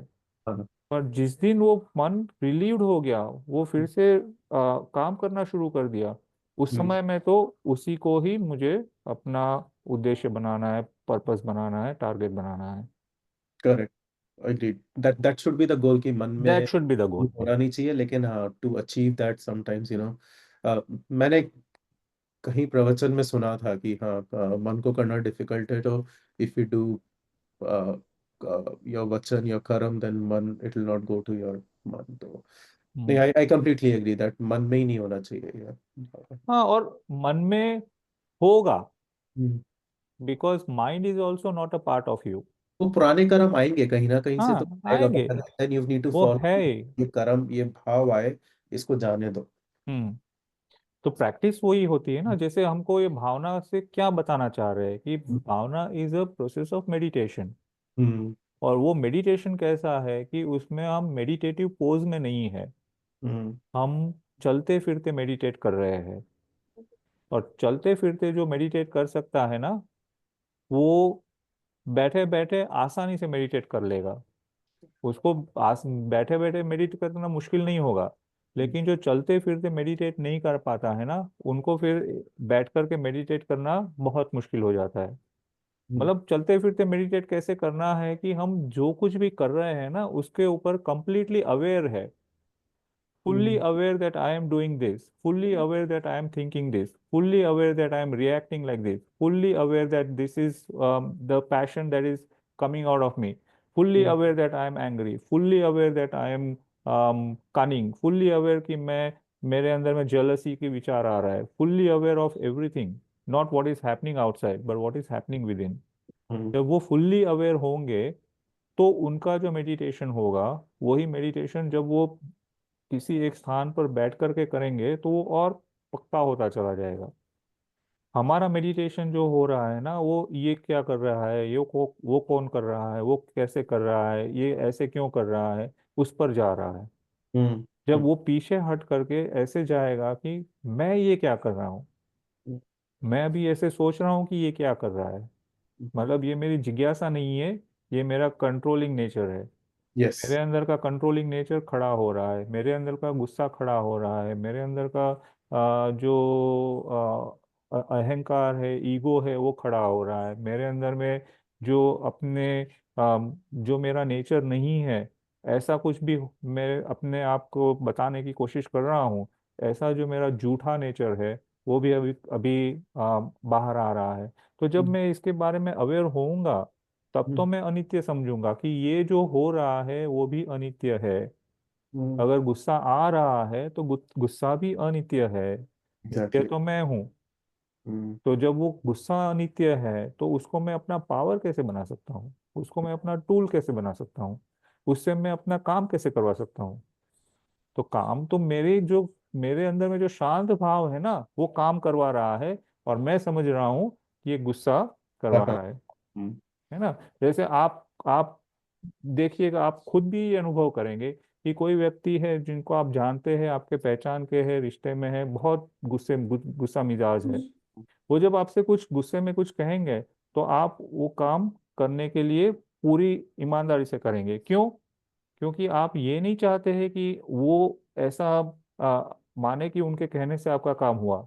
लेकिन आपके काम करने से अगर उनके मन में शांति होती है तो हम्म, आपका लक्ष्य उनकी शांति हम्म, है ना। exactly, गुस्से गुस्से से कभी भी कोई काम नहीं हुआ है।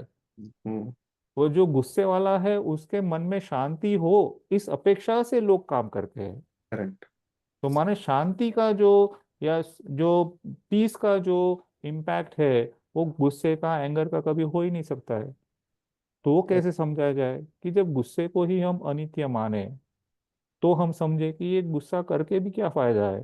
जो नित्य है उसको करो, शांत हम्म, भाव में रहो, अगर होना है हो जाएगा, नहीं होना है नहीं होगा। हम्म, हाँ, अब बच्चे को जैसे हम कहते हैं कि भाई बच्चे को गुस्सा नहीं करेंगे तो बिगड़ जाएगा, वहां पर गुस्सा करना जायज है, लेकिन वो गुस्सा कैसा है, जैसे जूठा बुखार होता है ना, हाँ, वैसा वैसा वो जूठा गुस्सा है कि वो हम्म, गुस्सा है देखने के लिए, लेकिन लेकिन आपको अनुभव के सिर्फ लिए नहीं है। अंदर के भाव नहीं है कि आई भाव डोंट नहीं है अंदर में, अनुभव गुस्से का नहीं हो रहा है।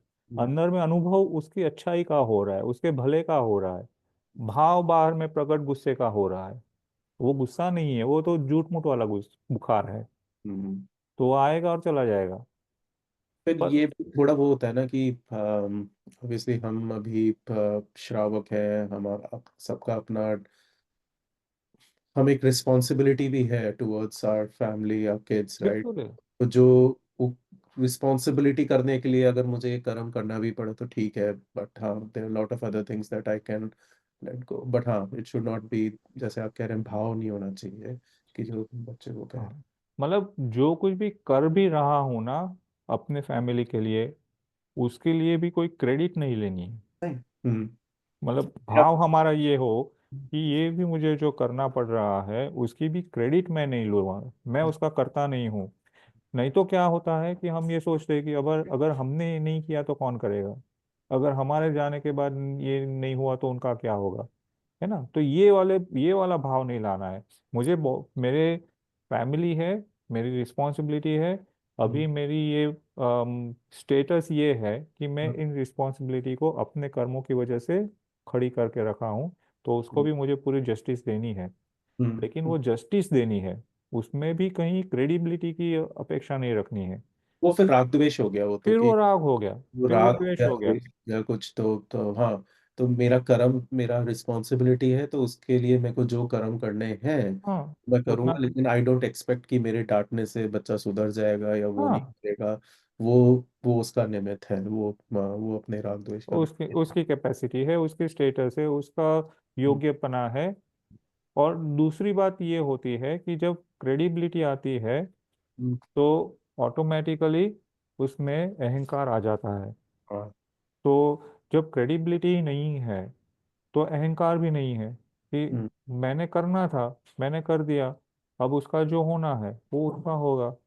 exactly, तो जब इस तरह से हम करते हैं तो हमारे अंदर में और ऐसी एक्टिविटी के लिए रुचि नहीं होती है, इंटरेस्ट नहीं होता है। और हम्म, जब वो इंटरेस्ट नहीं होता है जो ईगो से सपोर्ट हो, तो हम्म, हमारे आने वाले कर्म जो है वो कमजोर बनते हैं। तो कमजोर बनते हैं तो उनको अलग करना मुश्किल नहीं होता है।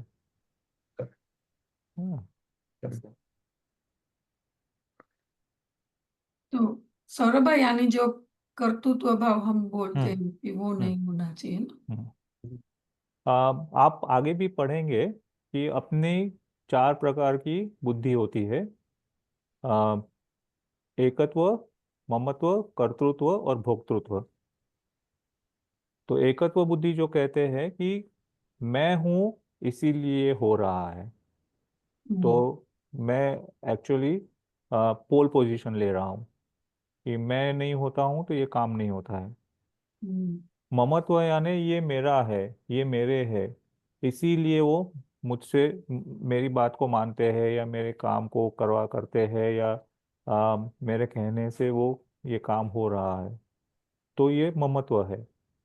फिर कर्तृत्व, कि कोई भी काम हो रहा है उसमें मेरी बुद्धि ये कहती है कि मेरे करने से ये हुआ है, तो मेरे करने की अपेक्षा से कर्तृत्व बुद्धि होती है।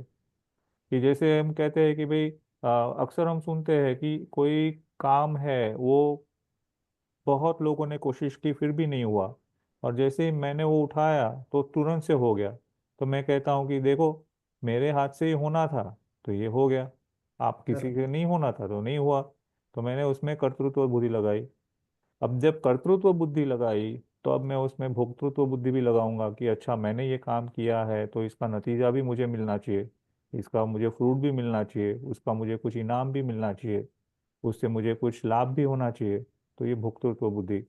तो ये हम अ, दो तरह से इसको देखते हैं। एक तरह से कि हम जो संसार में कर रहे हैं वो, कि जब आत्मा जब शरीर धारण करता है तो उसमें वो ममत्व, एकत्व, कर्तृत्व, भोक्तृत्व बुद्धि लगाता है।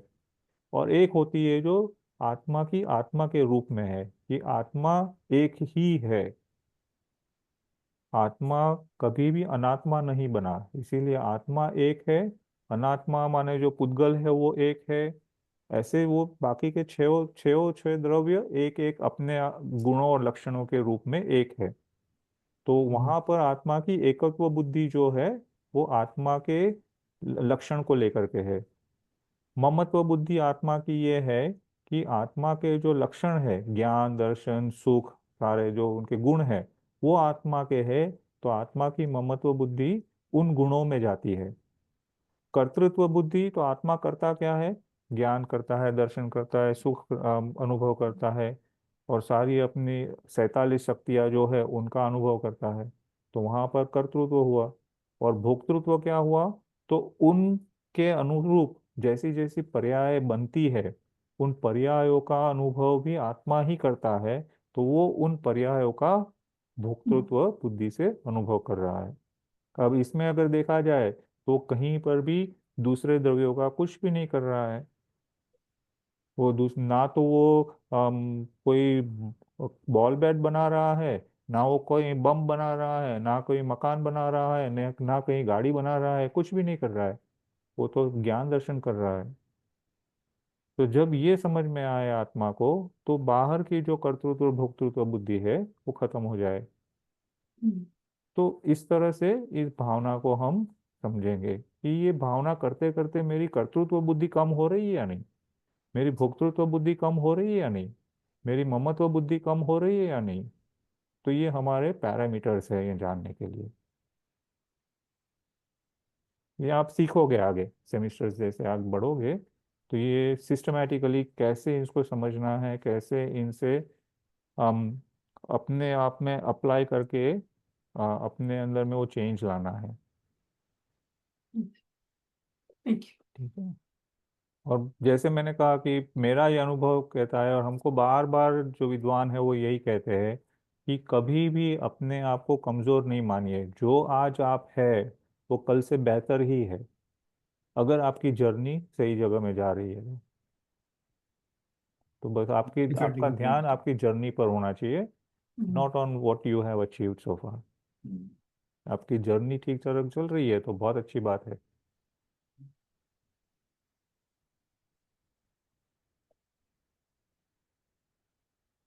ठीक है। हम्म, तो अगर आपका और कोई क्वेश्चन नहीं है तो हम आज का सेशन यहाँ ख़त्म करें। और wishing you all the best आप सभी को परीक्षा के लिए, एग्ज़ाम्स के लिए। और थैंक यू। बिल्कुल भी घबराइएगा नहीं। मैं आप सभी से ही, और आप लोग भी क्लास में सभी से ही निवेदन करिए कि प्लीज़ प्लीज़ ये एग्ज़ाम को दीजिए। जितना आपने ये 6 महीने में नहीं सीखा होगा उतना इन 3 पेपरों में आप सीख जाओगे। तो इनको और इतनी सुविधा करके रखी है हमारे लिए। एक तो 8 दिन तक आप कभी भी पेपर दे सकते हैं। दूसरा कि ओपन बुक है, तो अगर आपके आपके तो चैप्टर्स भी छोटे हैं, तो अगर आपको आंसर ढूंढना भी है तो 5 मिनट के अंदर में आंसर मिल जाता है।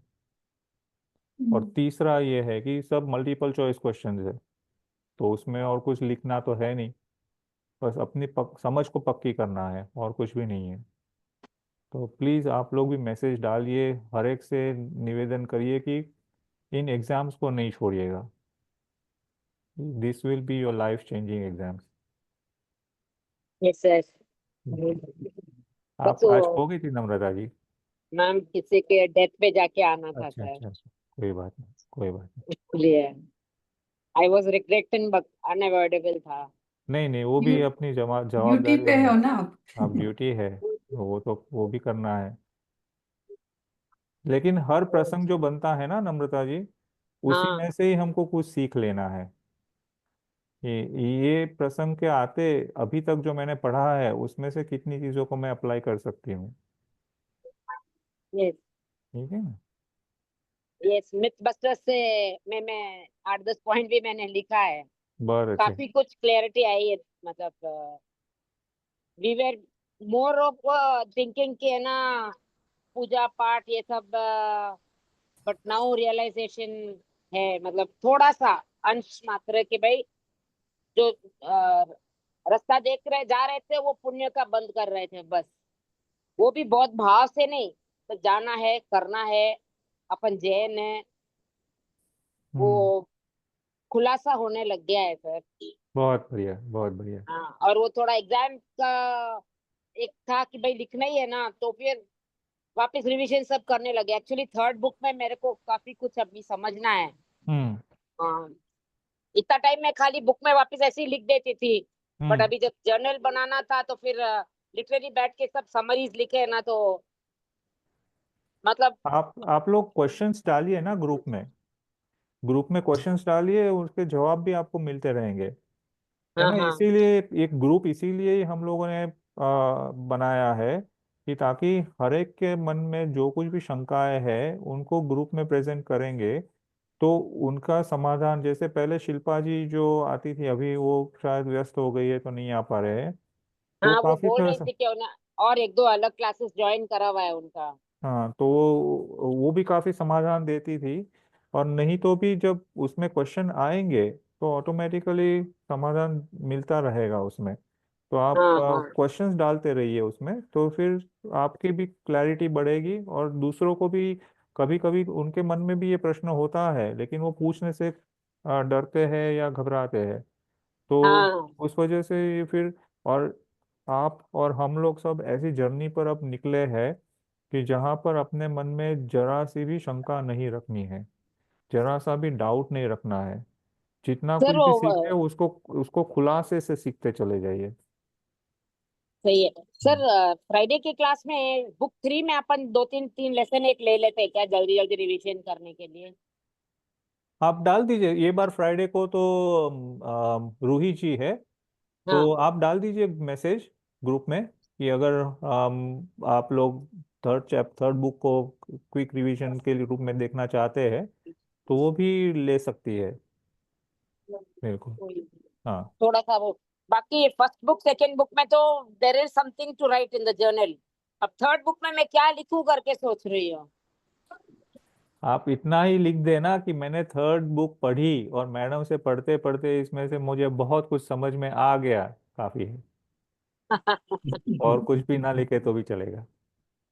Actually LCP examples are very good, क्योंकि हम्म। उसमें जो प्रैक्टिकल अपने को सोच के and we have to relate it to what's in the book, so that's when you start linking the two together. आप लोग तो बहुत उस तरह से कहूँगा कि भाग्यशाली है कि आप लोगों को एग्जाम्पल्स के साथ में एलसीपी होता है। हम लोग जब फर्स्ट सेकंड सेमेस्टर में थे तो हम लोगों को अपने ही डे टू डे एक्टिविटीज में ध्यान रखना होता था कि कहाँ पर हमने ये प्रिंसिपल अप्लाई किया, उससे हमको क्या लाभ हुआ। तो हमको अपने जीवन से ऐसे 3 इंसिडेंट्स लेने होते थे जो जिसमें हमने इनका अप्लाई किया और इससे हमको क्या लाभ हुआ। तो अक्सर ये होता है कि हमने पढ़ाई करने के वक्त तो पढ़ाई कर ली, क्लास में क्लास कर लिया, एप्लीकेशन के टाइम में याद भी नहीं होता है कि हम ये क्या अप्लाई कर रहे हैं। तो वो हमसे ऐसे पूछते थे वो लोग। तो अब तो उन्होंने ये वो क्योंकि बहुत सारे लोग उससे फिर घबरा जाते थे कि हमने तो उसको अप्लाई ही नहीं किया, तो हम कैसे एक्सपीरियंस बता सकते हैं। तो फिर उन्होंने कहा ठीक है, तो हम ही आपको उदाहरण दे करके एक्सपीरियंस आपका वो करेंगे। अप्लाई हो जाता भी होगा, but we do not we are not Aware. we are realising not it. aware of it. या we are not realising it. Yes, we are not aware of it. Like I had to write some points about one of my colleagues today, and like they are there in my mind, but then I had to start putting on pen to paper. It took me 10 minutes to do that, true. though it was only about couple of sentences, which should take only couple of minutes, but it took me 10 minutes. Yes yes. तो बस ये समझ लो कि वो जो 10 minute है वो आपकी लाइफ चेंजिंग 10 मिनट्स है।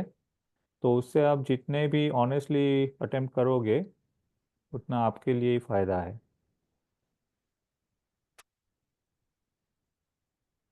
ठीक है। ठीक है। जय जी। जय जिनेंद्र। जय जिनेंद्र सर, जय जय जिनेंद्र। जय जिनेंद्र। निज निधि निज में बताई, यह अनंत उपकार है। इसके लिए जिन वाणी माँ को वंदना शत बार है। जय जिनेंद्र। जय जिनेंद्र। जय Jinendra sir, thank you sir, thank you, thank you. बहुत बहुत धन्यवाद। आप सभी को भी। Thank you sir.